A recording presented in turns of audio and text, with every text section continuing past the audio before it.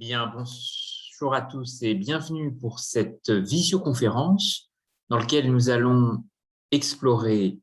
ensemble, nous projeter dans la relation franco-québécoise et la relation France-Québec et imaginer comment cette relation transatlantique, nous allons en débattre, pourrait aider Haïti. Ce temps d'échange était aussi l'occasion pour moi de vous présenter les grandes orientations, les grandes lignes d'un petit ouvrage du plan école au business plan qui vise également à enrichir le débat autour de cette thématique,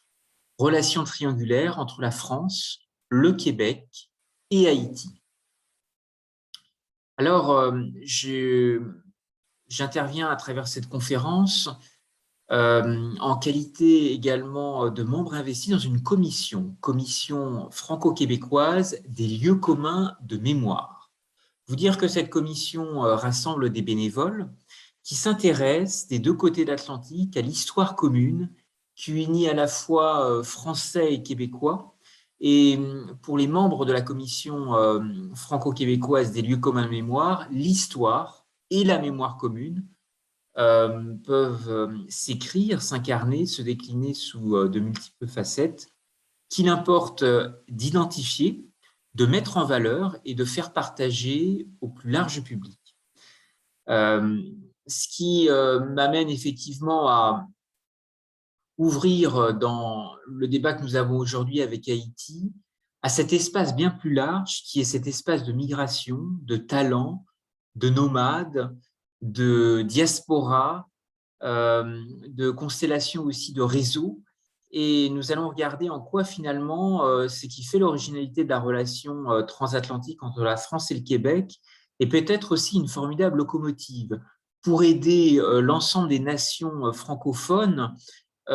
qui partagent une langue, une culture, des ingénieries de projets qui peuvent être aussi communes et très positives à co-construire ensemble, avec bien entendu l'aspect très présent de l'autre côté de l'Atlantique, à savoir la dimension multiculturelle qui est très très forte sur le sol canadien par la présence de nombreuses communautés, un esprit à la fois anglophone et francophone, et donc un balancier aussi très largement ouvert sur toutes les nations anglophones du Commonwealth, très flexible dans des perspectives de carrière et d'évolution, puisque dans le monde anglophone, le droit du travail amène les gens à être beaucoup plus nomades et mobiles. On va le voir comment finalement la relation que nous avons entre la France et le Québec est assez particulière et pourrait demain justement irriguer peut-être de nouvelles coopérations avec des pays tiers comme Haïti. Alors, en regardant un peu l'histoire, le passé, je voudrais aussi vous parler de quelques personnages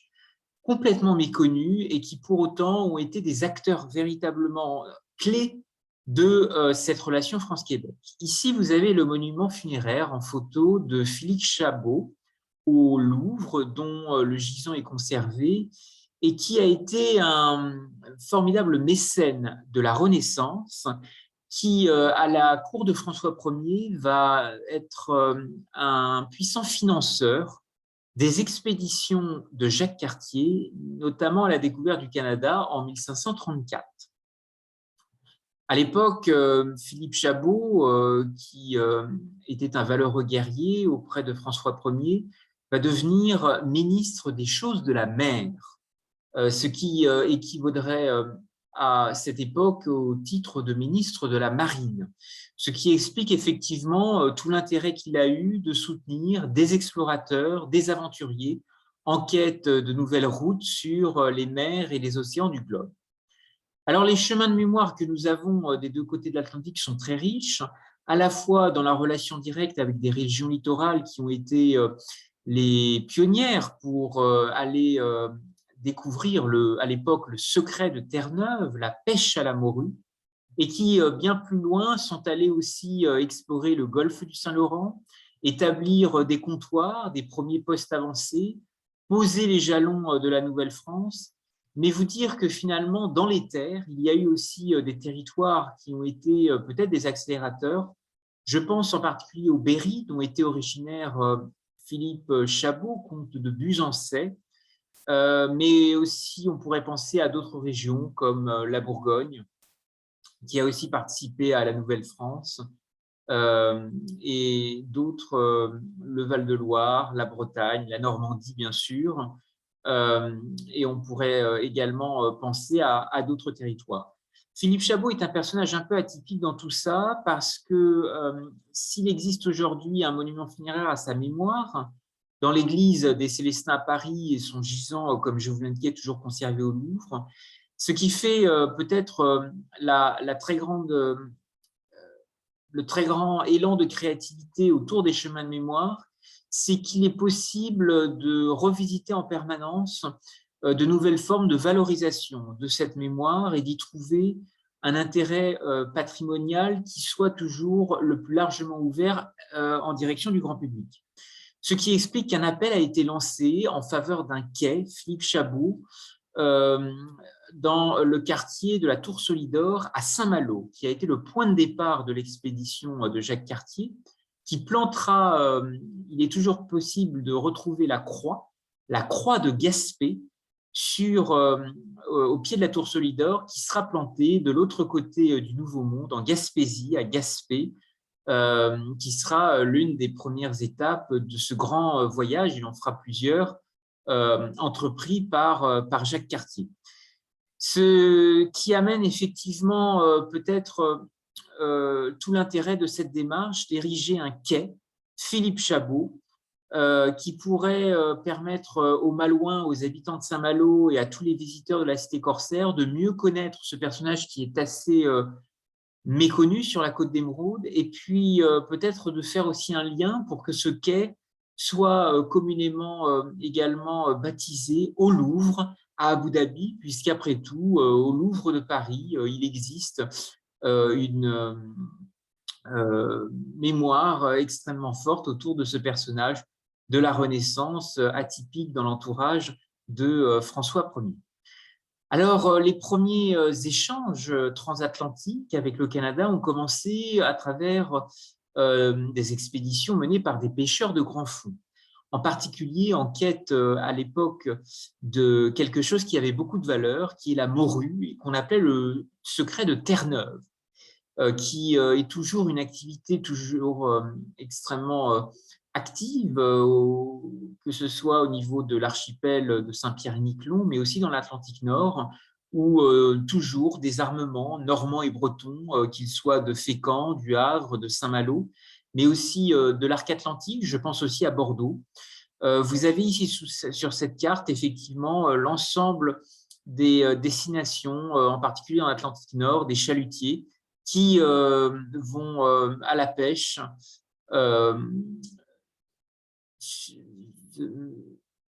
à la morue. Alors, il y a effectivement autour de grands ports, et je pense aussi à des ports normands, en particulier un attachement très fort par rapport au Québec. En particulier Honfleur, puisqu'il y a des traces toujours extrêmement présentes autour de la mémoire de Samuel de Champlain, qui partira explorer l'Acadie de 1603 à 1607 avec des navires et des équipages honfleurais. Samuel de Champlain a fait effectivement la fierté de la Normandie, et les Québécois peuvent presque se sentir chez eux dans cette charmante cité portuaire de l'estuaire de la Seine, parce que Honfleur a été, dès le début du XVIe siècle, un port extrêmement important, tout comme Saint-Malo, Granville, Fécamp, et aussi d'autres ports de l'arc atlantique et de l'arc transmanche, qui avaient identifié tout l'intérêt de développer la pêche à la morue. Alors, comment se projeter maintenant aujourd'hui et regarder finalement ces relations qui ont démarré sur un plan maritime? Quel écrin intellectuel et quelles universités aujourd'hui s'emparent de ce sujet? Vous avez un discours extrêmement intéressant d'un grand intellectuel tunisien qui est Bourguiba, et qui s'est déplacé à l'Université de Montréal le 11 mai 1968 en décrivant la francophonie comme cet empire de l'esprit et de l'intelligence sur lequel le soleil ne se couche jamais. Il ajoute l'univers francophone pour bien montrer finalement les complémentarités, les conjugaisons qu'il est possible de trouver sur tous les continents du monde et à une échelle véritablement mondiale et planétaire. Et Bourguiba, dans son discours, il voit véritablement une double ouverture au monde. Et c'est ça qui est peut-être intéressant, puisque finalement, de grandes personnalités haïtiennes sont aujourd'hui au cœur de la francophonie des Amériques. Elles sont aussi profondément impliquées dans le débat public et politique, actrices dans de nombreuses institutions. Je voudrais vous citer quelques personnalités. La plus importante actuellement me semble être Dominique Anglade, chef de l'opposition officielle au Québec aujourd'hui, qui a occupé des fonctions ministérielles et parlementaires prestigieuses sur la colline du Parlement à Québec. Elle a notamment, elle s'est beaucoup investie dans de nombreux débats, prises de parole, prises de position à l'Assemblée nationale du Québec. Cet hôtel du Parlement qui est aussi effectivement une caisse de résonance extrêmement intéressante pour beaucoup de personnalités francophones qui sont arrivées au Canada par le processus de migration et qui apporte aussi beaucoup de diversité, une double ouverture auquel était si cher l'intellectuel tunisien Bourguiba. Vous dire aussi que la famille Anglade a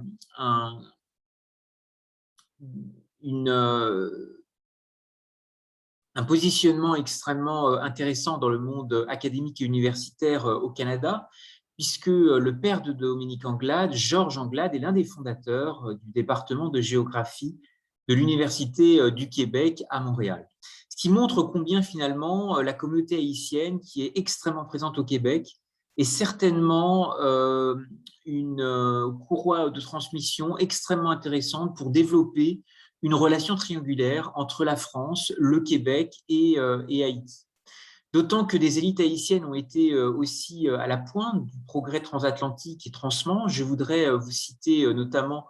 le parcours extrêmement iconoclaste de celui qu'on a appelé Sylla le Magnifique, qui a été un richissime haïtien, qui a financé les premières aéronefs en France, et notamment celle de Louis Blériot pour sa traversée de la Manche. Et Sylla Lara, qui a été cet exportateur du café en faisant fortune d'abord en Amérique du Nord, à New York, a investi des sommes considérables dans de grands projets, je pense à la construction du canal de Panama, et puis il va aussi s'investir dans le transport aérien, dans le tourisme de luxe, il va fonder des stations balnéaires, et en particulier une née d'un village de pêcheurs en Bretagne, qui est Saint-Lunaire, aux portes de Dinard, sur la côte d'Émeraude, où il construira plusieurs hôtels de luxe, un casino, et il sera toujours à l'écoute de grandes innovations, à la fois pour favoriser l'arrivée de l'électricité, du téléphone, mais aussi des axes de communication favorisés par les temps pionniers de l'aviation. La vie tumultueuse de cet entrepreneur est extrêmement intéressante et révèle une personnalité aussi assez excentrique, et peut-être quelqu'un d'assez précurseur de ce qu'on appelle aujourd'hui la mondialisation des talents, mondialisation des compétences et des transferts aussi de capital d'innovation, de capital aussi matériel qui peut se faire entre les hommes à travers les idées qui voyagent, comme Ulysse. Alors, il existe aussi des parlementaires haïtiens au niveau de la colline parlementaire d'Ottawa, qui jouent aussi ce rôle d'ambassadeurs, qui sont les moteurs d'un dialogue extrêmement fort dans la francophonie des Amériques, dans les institutions du débat public et politique. Ici, vous avez une photo lors d'une rencontre entre un groupe de jeunes qui participaient à un programme d'échange franco-québécois qui s'appelle le CAPFQ et qui avait été reçu à cette occasion en délégation par le député haïtiano-canadien Emmanuel Dubourg, qui est un député extrêmement actif dans sa circonscription de Bourassa, rempli d'intellect, et toujours prêt à partager ses propres expériences auprès des jeunes générations, en apportant aussi sa propre vision et son vécu personnel, ce qui est aussi extrêmement positif à entendre et à transmettre auprès de jeunes qui s'intéressent également à la politique et aux relations internationales. Alors, approchons-nous maintenant un peu plus de la Normandie et en particulier Coutances, cette Tolède du Cotentin. Vous savez que la Normandie a été aussi un point de gravité de la civilisation nordique grâce aux expéditions maritimes qui sont allées très loin dans cette découverte et cette conquête vers l'Atlantique Nord. Et puis, la civilisation normande, certes, a été un pôle nordique extrêmement fort qui unit à la fois des liens avec la Scandinavie, avec des pays d'Europe du Nord, des pays aussi d'Amérique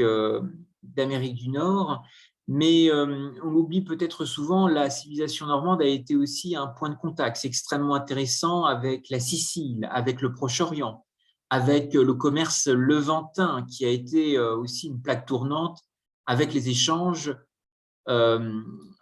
avec l'Orient et la civilisation arabe, ce qui montre effectivement une très grande ouverture multiculturelle et ce qui effectivement positionne bien tout l'intérêt de ce titre de Tolède du Cotentin qui est attribué à Coutances parce que véritablement la civilisation arabe qui a croisé la civilisation normande en Sicile s'est aussi retrouvée en Espagne, à Séville, à Tolède, dans de grandes villes qui étaient empreintes de tolérance. Et ce brassage des origines entre terre et mer, entre Manche, Atlantique et Méditerranée, est assez original de finalement des conjugaisons autour de l'histoire des migrations, des activités de pêche que je vous présentais au début autour de la morue, mais peut-être aussi demain, et c'est ce qui pourra sans doute aider Haïti à se relever, de nouvelles filières dans l'économie créative, de nouvelles filières dans l'économie circulaire, de nouvelles filières dans les industries également culturelles. Alors, il y a effectivement dans la Manche des chemins de mémoire extrêmement forts avec le Canada, avec le Québec. Vous avez à Coutances en particulier une charte de jumelage qui existe, comme d'autres villes ont aussi développé des liens, que ce soit Granville ou d'autres communes du département de la Manche, suivi par des départements voisins, l'Ille-et-Vilaine, bien sûr, l'Orne, le Calvados, les Côtes-d'Armor et même le Finistère en Bretagne. Alors, ces interconnexions, comment les envisager entre la communauté haïtienne du Québec et des Amériques et des régions littorales qui ont des chemins de mémoire extrêmement riches avec le Canada, comme la Normandie? Vous savez qu'il existe en Floride un quartier dont vous avez une photo ici qui s'appelle Little Haiti. Little Haiti qui réunit à la fois des porteurs de projets innovants, des artistes, des entrepreneurs qui sont effectivement comme et riche Miami de sa communauté cubaine. Vous avez aussi une très forte présence de nombreuses autres communautés ultramarines, communautés des Caraïbes qui sont finalement à Miami dans une sorte de capitale latino-américaine sur le sol états-unien. Et cette communauté haïtienne qui est aussi très active au Québec, puisqu'il existe une jeune chambre de commerce haïtienne à Montréal, souligne peut-être tout l'intérêt de débattre ensemble d'une dynamique transatlantique et d'une relation triangulaire, puisque finalement Haïti est une petite île, mais qui est riche de sa diaspora, qui est riche de ses élites exportatrices, qui est riche de l'ouverture de jeunes diplômés haïtiens qui sont allés développer des perspectives de carrière et d'évolution ailleurs. Mais on est toujours riche de ses racines et c'est peut-être un axe extrêmement fort qui pourrait encourager demain de nouvelles dynamiques. Dans l'esprit d'une littérature monde, c'est le sens du Festival Étonnant Voyageur qui avait décliné une édition en Haïti, à Port-au-Prince. mais tout simplement aussi des propositions culturelles comme le Tout Monde Festival, qui a été une initiative des services culturels de l'ambassade de France aux États-Unis et qui a voulu organiser à Miami un festival qui soit vraiment une terre de rencontres, une terre de nouvelles opportunités pour les artistes contemporains de la Caraïbe, en œuvrant à la construction de partenariats entre ces artistes, mais aussi d'autres communautés françaises et étrangères en lien avec des institutions culturelles de Floride, des États-Unis et de la Caraïbe dans son ensemble. Et ce festival a eu plusieurs éditions en s'attachant à permettre une meilleure connaissance de la culture caribéenne pour les générations futures et visait aussi à encourager les échanges touristiques et économiques entre la Floride et la Caraïbe. Ce festival artistique multidisciplinaire, avec une programmation extrêmement riche, a comporté à la fois des courts-métrages, des performances, des ateliers pour la jeunesse, des tables rondes professionnelles, expositions, spectacles de danse, de musique, de théâtre et également un défilé carnavalesque. Ce qui montre peut-être les apports que ce type de proposition événementielle et culturelle qui existe déjà à Miami ou dans d'autres capitales de la francophonie des Amériques, je pense à Québec ou Montréal, les synergies qui pourraient être imaginées avec les diasporas et la diaspora haïtienne en particulier sont certainement un élément très important pour relancer finalement Haïti. D'autant que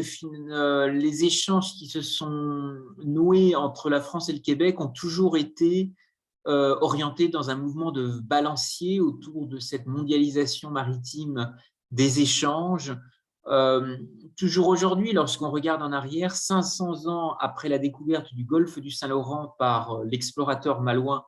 Jacques Cartier, rappelons que ce dernier s'était vu confier par François Ier le soin de rechercher au nord du Nouveau Monde un passage vers la Chine, à l'instar de Vasco de Gama, passant le cap de Bonne-Espérance et coulant la puissance vénitienne, car d'un seul coup, les produits de Chine valaient déjà 5 fois moins cher à Lisbonne qu'à Venise. Et donc la relation avec Haïti, c'est une relation de nomadisme, c'est une relation de circulation, c'est une relation d'échange croisé. Et toute la question qu'on peut avoir aujourd'hui, c'est finalement comment brancher, comment trouver de nouvelles invitations au rassemblement, aux créations partagées, comment passer de ce temps solide des territoires à l'espace fluide du monde. Et ce qui est déterminant là-dedans, c'est la force des réseaux. Et ça a été quelque chose d'assez fort dans la jeunesse du projet Étonnant Voyageur, qui a effectivement été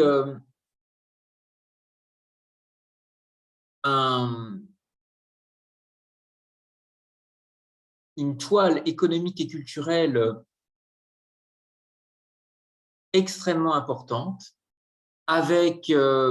des différentes éditions à Dublin, à Sarajevo, à Bamako au Mali, à Missoula, et en 2007 en Haïti, à Port-au-Prince, avec justement l'ambition d'en faire un grand rendez-vous des littératures de toute la Caraïbe et un lieu de confrontation, d'échange de celles-ci avec des écrivains du monde entier. Vous avez ici les affiches historiques de cette édition haïtienne et peut-être que finalement, Étonnant Voyageur pourrait encourager aussi des synergies entrepreneuriales et créatives autour de cette approche de littérature monde, cette approche sensible également de la distance, des nouvelles dynamiques partenariales, managériales et d'innovation qui pourraient se développer autour de festivals, des arts récupérateurs, autour aussi de coalitions créatives dans l'économie circulaire et bien sûr de liens forts entre innovation et diaspora. D'autant que des fondations dans ce domaine sont extrêmement actives et engagées. Je voudrais ici vous citer l'exemple de cette grande navigatrice, Hélène MacArthur, qui développe une fondation extrêmement reconnue sur le sujet.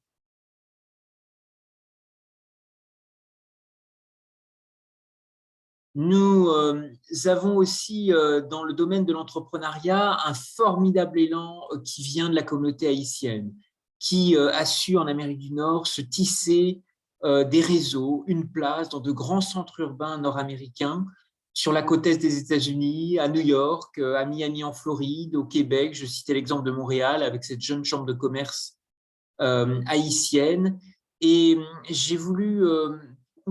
construire un carnet de voyage du plan école au business plan qui veut véritablement jouer peut-être un rôle d'aiguilleur, de boussole en direction de ces diasporas, ces communautés entrepreneuriales en recherche de nouvelles opportunités.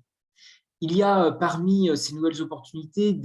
peut-être de nouveaux véhicules d'investissement qui pourraient s'imaginer dans l'esprit d'une youth bank qui se définit comme une structure de mise en relation entre des porteurs de projets innovants et des investisseurs locaux, internationaux, en associant bien entendu les forces de la diaspora. C'est aussi cette synergie des réseaux qui est quelque chose d'extrêmement extrêmement important. D'autres dynamiques qui pourraient certainement être enrichies par l'apport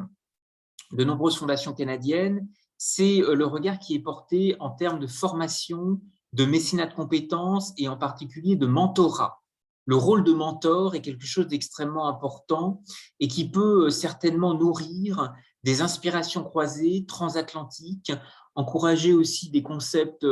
innovants, pourquoi pas un concept de baby entreprise à l'image des junior entreprises, d'autres éléments qui pourraient stimuler l'entrepreneuriat des jeunes haïtiens en relation avec des homologues français et canadiens. C'est certainement le sens qui pourrait aussi guider une fondation pour l'économie circulaire, parce que l'économie bleue est aussi l'avenir de la France et du Canada. L'économie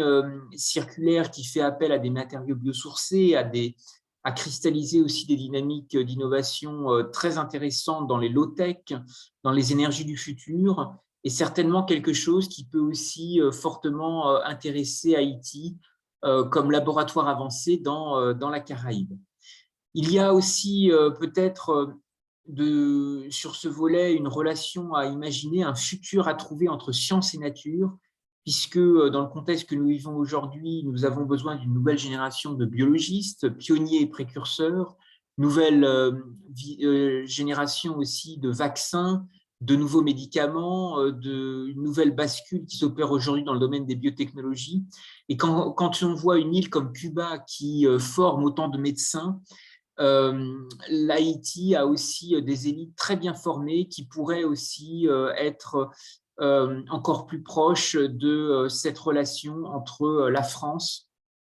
et le Québec, en s'appuyant sur les instituts de recherche, les différents laboratoires, instituts qui existent en Normandie autour du cancer, le fonds Nominoé du CHU de Rennes en Bretagne, les nombreux véhicules de partenariat et de coopération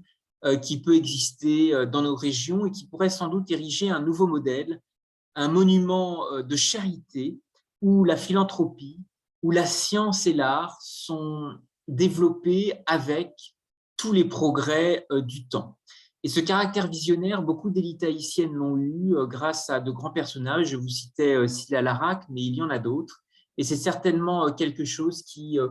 peut nous encourager demain à développer de nouvelles passerelles, développer de nouvelles synergies,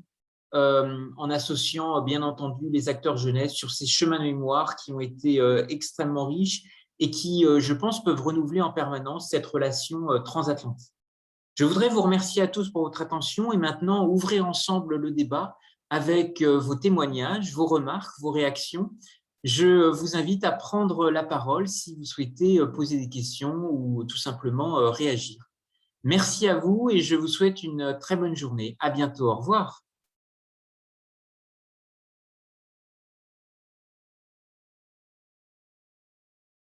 Alors, nous allons aussi ouvrir la bulle de discussion dans laquelle des questions peuvent également être posées et dans l'immédiat, j'invite les participants à faire part de leurs